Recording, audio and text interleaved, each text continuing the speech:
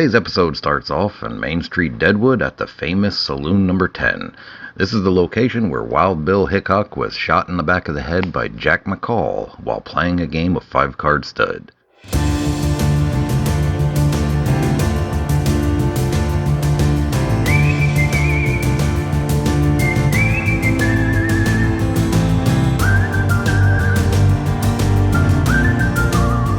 So, who was Wild Bill Hickok, and why is he so prominent in the Old West? Wild Bill Hickok was born James Butler Hickok in Homer, Illinois on May 27, 1837. Nowadays it's called Troy Grove. James Hickok worked initially for a freight company called Russell, Majors & Waddell.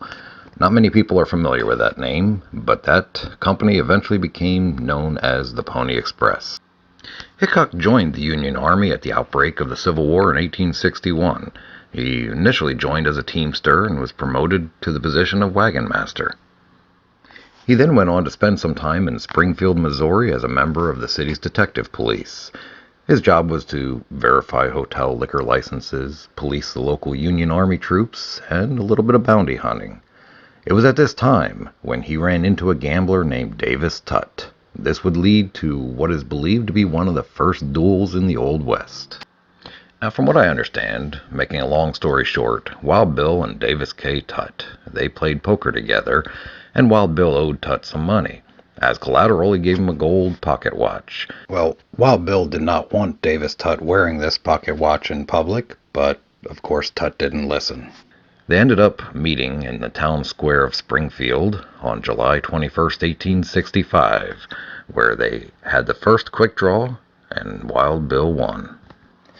After working briefly as a marshal of Hays City, Kansas, he eventually found his way to Deadwood, where he became the sheriff of Deadwood. Wild Bill became very proficient, of course, with a firearm.